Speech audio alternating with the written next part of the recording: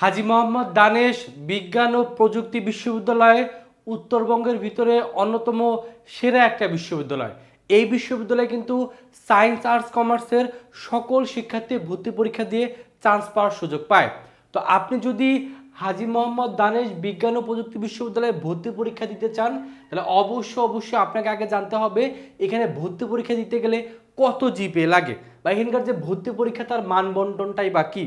তো আজকের এই ভিডিওতে আমরা মেনলি হাজী মোহাম্মদ দানেশ বিজ্ঞান ও প্রযুক্তি বিশ্ববিদ্যালয়ে ভর্তি সংক্রান্ত খুঁটিনাটি সকল তথ্য নিয়ে আলোচনা করব। সর্বপ্রথম যে বিষয়টা নিয়ে আলোচনা করব, হাজী মোহাম্মদ দানেশ বিজ্ঞান ও প্রযুক্তি বিশ্ববিদ্যালয়ে প্রতি বছর কত শিক্ষার্থী চান্স পায়।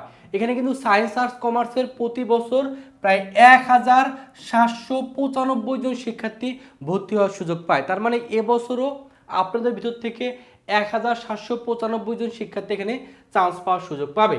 এখানকার আবেদন যোগ্যতা হলো এসএসসি 23-24 এবং এইচএসসি 2025 অথবা 26-এর ব্যাচের শিক্ষার্থী হলে আপনি এখানে ভর্তি পরীক্ষা দিতে পারবেন। তার মানে ফার্স্ট টাইমার এবং সেকেন্ড টাইমার সকল শিক্ষার্থী এখানে কিন্তু পরীক্ষা দিতে পারবে। তো এখানে যেটা এ ইউনিট এবং বি ইউনিট আছে, এই এ এবং বি মেনলি সায়েন্সের স্টুডেন্টদের জন্য। এখানে সায়েন্সের জন্য অনেক ভালো ভালো সাবজেক্ট আছে, যেমন এগ্রিকালচার, ফিশারিজ, ভেটেনারি, পাশাপাশি সিএসসি আছে, আর্কিটেকচার বা বিজ্ঞানের যে সাবজেক্টগুলো আছে বা পিওর সাবজেক্টগুলো আছে, এগুলো নিয়ে মিলে বি ইউনিটটা গঠিত, আর এ ইউনিটটা হলো এগ্রিকালচার, ফিশারিজ এবং ভেটেনারি নিয়ে গঠিত। তো আপনি এ এবং বি যে ইউনিটে পরীক্ষা দেন না কেন, জিপিএ যোগ্যতা 3.50 করে লাগবে, এসএসসিতে ন্যূনতম, এইচএসসিতে ন্যূনতম, এবং টোটাল জিপিএ যোগ করে 7.50 হলে এখানে কিন্তু পরীক্ষা দেওয়া যায়। তারপর যেটা আছে হলো সি ইউনিট। এই সি ইউনিট হলো কমার্সের সাবজেক্ট নিয়ে গঠিত, এবং এই সি ইউনিটে যারা চান্স পাবেন তারা কমার্সের সাবজেক্টে পড়তে পারবেন। ডি ইউনিট যেটা, সেটা হলো সোশ্যাল সায়েন্স এবং হিউম্যানিটিস। এখানে কিন্তু সায়েন্স আর্টস কমার্স সকলে পরীক্ষা দিতে পারবেন। সেক্ষেত্রে এই দুইটা ইউনিটের জিপিএ যোগ্যতা হলো এসএসসি আর এইচএসসি 3 পয়েন্ট করে টোটাল 6 পয়েন্ট কিন্তু লাগবে।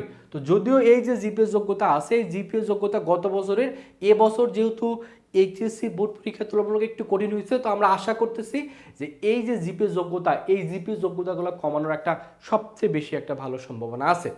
তো এর জন্য যখনই সার্কুলার দিবে, যেহেতু সামনে নতুন সার্কুলার দিবে কিছুদিনের ভিতরে, যখন পূর্ণাঙ্গ সার্কুলার দিবে বা এবছরের নতুন সার্কুলার দিবে, জিপিএ যোগ্যতা যদি কমায় সবার আগে ভিডিও দিয়ে আপনাদের কিন্তু জানাই দেবো। এর জন্য অবশ্যই আমাদের চ্যানেলটা সাবস্ক্রাইব করবেন, কারণ অসংখ্য শিক্ষার্থী আমাদের ভিডিও দেখেন কিন্তু আমাদের চ্যানেলটা সাবস্ক্রাইব করেন না। এর জন্য আমাদের অবশ্যই একটু কষ্ট লাগে, কারণ আপনাদের জন্য প্রতিনিয়ত আমরা কষ্ট করে ভিডিও তৈরি করতেছি, আপনাদের এই তথ্যগুলো জানাচ্ছি। তো আপনারা যদি সাবস্ক্রাইব করেন আমাদের কিন্তু উৎসাহটা বৃদ্ধি পায়, এবং এই সাবস্ক্রাইব করলে শুধুমাত্র যে আপনার সকল আপডেট যেমন পাবেন, পাশাপাশি সামনে যেহেতু আমরা সকল ভার্সিটির তথ্যগুলো দেবো, সকল তথ্য সবার আগে কিন্তু আপনার কাছে চলে যাবে। এই জন্য আমাদের ইউটিউব চ্যানেলটা অবশ্যই সাবস্ক্রাইব করবেন এবং আমাদের ফেসবুক পেজটা ফলো দিয়ে রাখবেন। এখানে যে ভর্তি পরীক্ষা অনুষ্ঠিত হয় সেটা 100 নম্বরে এমসিকিউ পরীক্ষা অনুষ্ঠিত হয়, সময় হলো 1 ঘন্টা। ক্যালকুলেটর ইউজ করতে পারবেন না, 100-তে পাস পার কিন্তু 30। আর এখানে জিপি থেকে নেওয়া হলো 25 নম্বর, এসএসসি থেকে 40%, এইচএসসি বোর্ড পরীক্ষা থেকে 60%। তার মানে টোটাল 100 আর 25, 125 মার্কের উপর কিন্তু পরীক্ষা হয়। এখানে নেগেটিভ মার্কিং আছে, একটা যদি ভুল দাগান সেক্ষেত্রে 0.25 করে কিন্তু কেটে নেওয়া হবে। আর সাধারণত এটার কেন্দ্রটা কোথায় পড়ে, এটার কেন্দ্রটা সাধারণত আপনাকে হাজী মোহাম্মদ দানেশ বিজ্ঞান ও প্রযুক্তি বিশ্ববিদ্যালয়ে যেই আপনাকে পরীক্ষা দিতে হবে। যেহেতু এটা দিনাজপুরে অবস্থিত, তার মানে আপনাকে দিনাজপুরে যেই কিন্তু এই পরীক্ষাটা দিয়ে আসতে হবে। এখন আলোচনা করবো মানবন্টন নিয়ে। এই যে পরীক্ষা হবে 100 মার্কের এমসিকিউ, কোথা থেকে কত মার্কের প্রশ্ন আসবে।